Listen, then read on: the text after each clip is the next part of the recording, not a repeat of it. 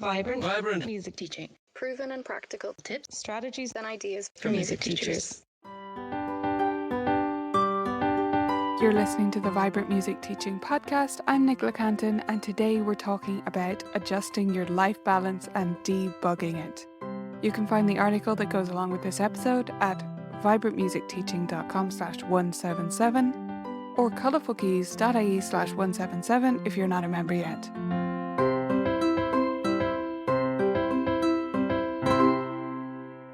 Hey there, beautiful teachers. Welcome to the final episode of 2021. We're going to be taking our short annual break over the Christmas season here, and I wanted to wrap up this year by talking about life balance, and specifically by helping you debug a few areas or troubleshoot, let's say, if you prefer that term, a few areas so that you can settle in if you're taking a break and feel like you're starting on a fresh footing for the new year for 2022. I prefer the term life balance to work-life balance because I believe or I feel that work-life balance brings about this image of one thing versus the other thing. And like it's this tug of war between the two sides, and one is winning and the other's losing, or we're trying to weigh them up against each other, but it never really works. And it's a dichotomy. And I prefer to think of it as life balance because there are so many more things in your life. It's not just home versus work or life, quote unquote, versus work. It's all your life. The time you spend working is also part of your life. So I prefer to think of it as finding your life balance over time and doing that again and again. It's not about actually finding it. It's not about a destination or getting anywhere. It's about continually and every so often looking at the things in your life and saying, which things feel a little bit out of balance? Which would I like more of? Which are taking up too much of my time? And am I spending most of my time the way that I want to be? Right? It's simultaneously a little question and a very, very big one. So what we want to do today is look at some common life balance bugs, as I call them, and then how we can debug if you're feeling like there's things that are bugging you or aren't working quite right. If you're not familiar with the word bug being used in the way that I am here, let me just explain that first. I'm talking about bugs as in like code or computer bugs, things that get into software and into website code and these kinds of things that don't do what they intended to do. They creep in here or there and they're not supposed to be there. So we're kind of talking about that as a metaphor for how these things occur in your life balance over time. You don't just make a decision one day to work 12 hours a day. It creeps and it drips into place until you're at a point where you realize that's what's happening and you don't want to be there and everything's off kilter, right? So I want to share 3 of the most common life balance bugs that I've seen. And I'd love you to start thinking about the ones that might be in your life right now. One of these 3 or your own, right? The first one is what we would call feature creep. So this is a phenomenon that happens in a lot of startup companies' newly developed software and tools that people use. I'll bring it back to piano teaching in a second. But what this is about is when you create a new software, let's say you want to build a calendar for vets that shows the animal symbol on the screen, on the actual calendar item, so that you can easily see who the animal is without clicking into it because you work in a vet and you know this is super annoying. It's just an example, right? But let's say you want to build that calendar and you start out and you incorporate those symbols and it works great. And a few vets start using it. But then someone asks you if you would add a payment processor, because they're also frustrated about that in their vet practice, that their current payment processor doesn't work the way it should, and there's all these problems with it. So they ask, could you build in like a simple PayPal button into the calendar? So you go ahead and do that. And then someone else asks you for another feature, maybe the ability to email the pet owners without clicking away from the screen or leaving the calendar. So you integrate that. Now you see what's happening here. Different people are requesting different things that seem useful and probably are useful. But if you keep adding all of these things, you're going to be left with a monster. You're going to be left with this calendar that does everything, but no one can use it because so many features have crept in, useful features, good features, but there's too many now, and no one can make use of the calendar because it's too cumbersome. So, you might see where I'm going with this. This is something that happens again and again for us music teachers too. We add things into our studios and we keep adding new things and more things into our studios, into our life, whatever you're looking at the moment. But you add these things in and you never take away the old thing. And so over time, your studio, your business is so stuffed that it's not performing the function it's supposed to. Let me give you an example. Let's say you add in a cool new recital idea one year, right? You're going to do an extra recital at Halloween and it's going to be costumed, it's going to be awesome. You add it in, goes great. So you keep that going. And then the next year you have a cool idea for a charity fundraiser recital and you decide to put that in February. So you add that in, it goes great, you keep it. You keep doing this for years, but you never take away any one of the recitals. Well, you're going to end up with a recital a month.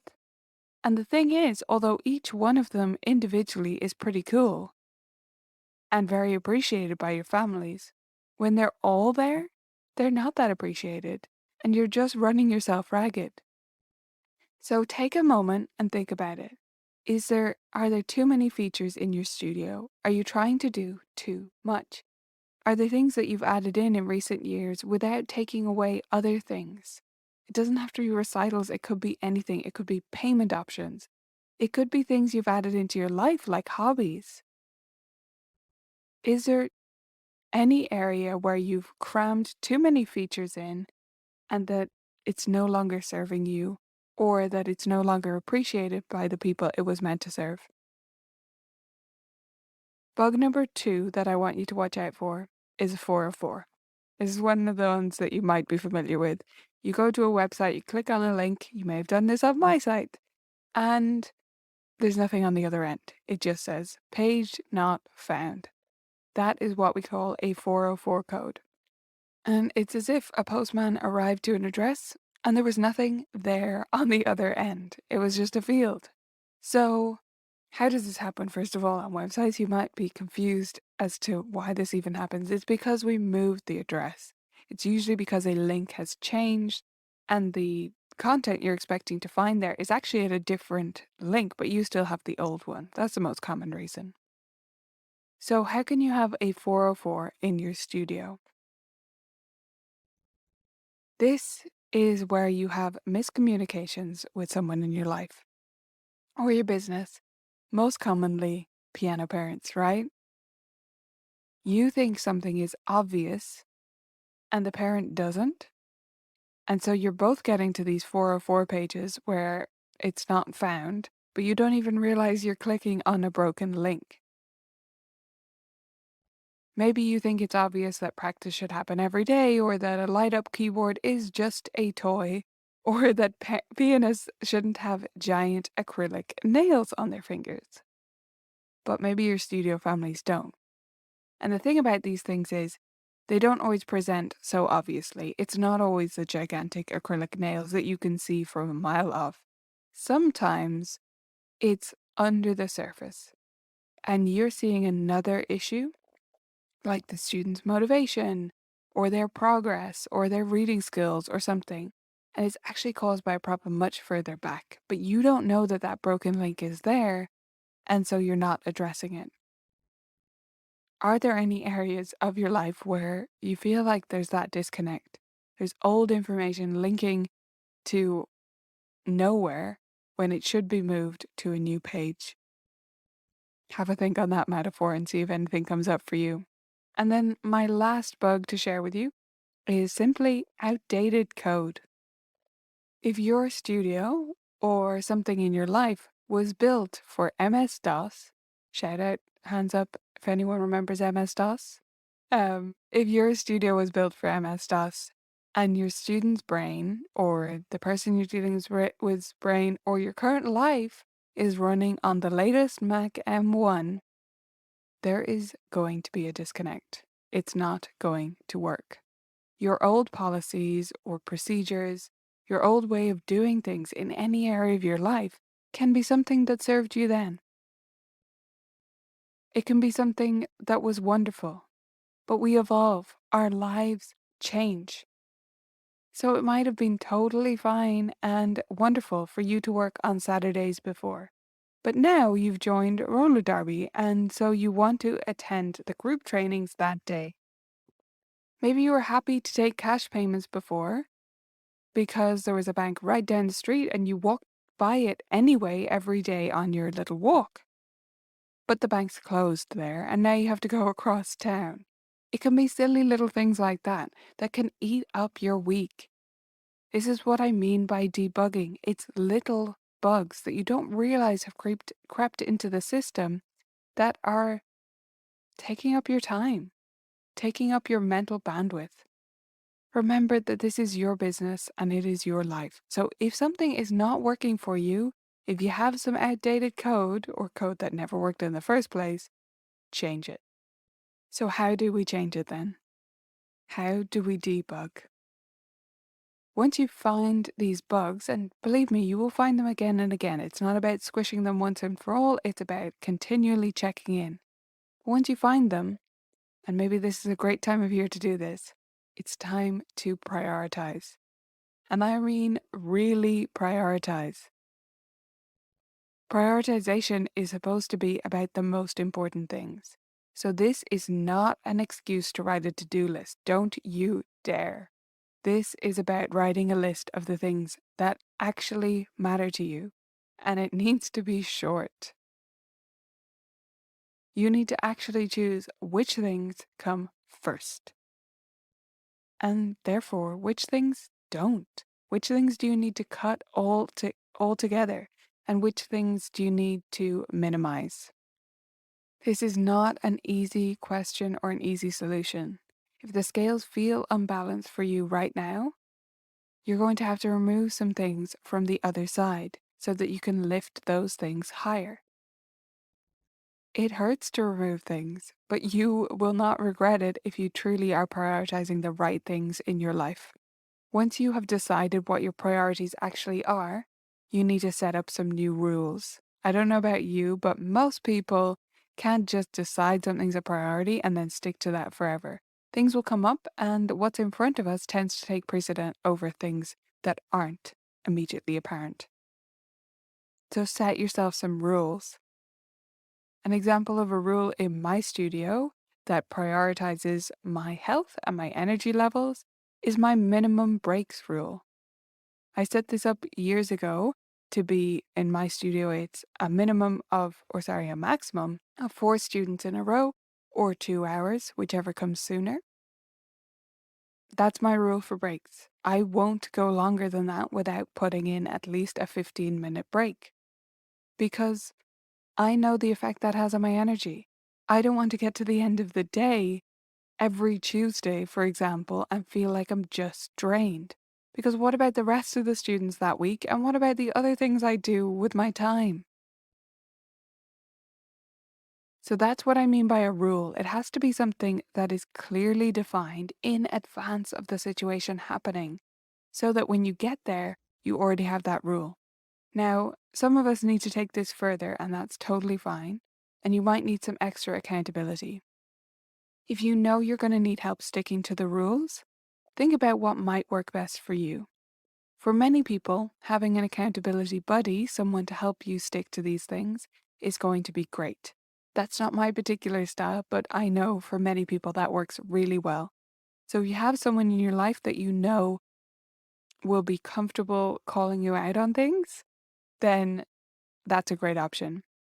You can also do things like set reminders on your phone or alarms, or put hard stops on things. If one of your goals is saving, then transfer that $50 or whatever it is you're aiming to save into an account you cannot access. There's nothing wrong with babying yourself a little bit sometimes if it's going to give you that increased mental bandwidth for the rest of your life. This is not about being weak or strong or trying to use your willpower. It's about making parts of your life easy that you can make easy so that you have willpower left for the things that you actually need to exercise it on.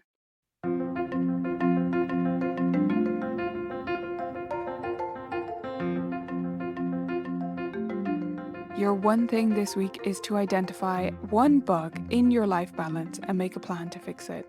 It can be something teeny tiny, but make a start, make a plan to fix it, hold yourself accountable if you need to, and see how it goes. And let me know what feels out of balance in your life right now, or what you're doing to increase your life balance at the moment. I would love to hear from you in the article comments that go along with this episode at vibrantmusicteaching.com/177 or colourfulkeys.ie/177. I will see you there, and I will see you in the new year.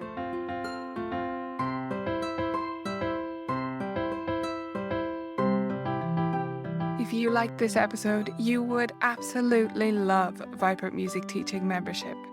We have the support and the training you need to take your teaching further. Join us today by going to vmt.ninja and signing up.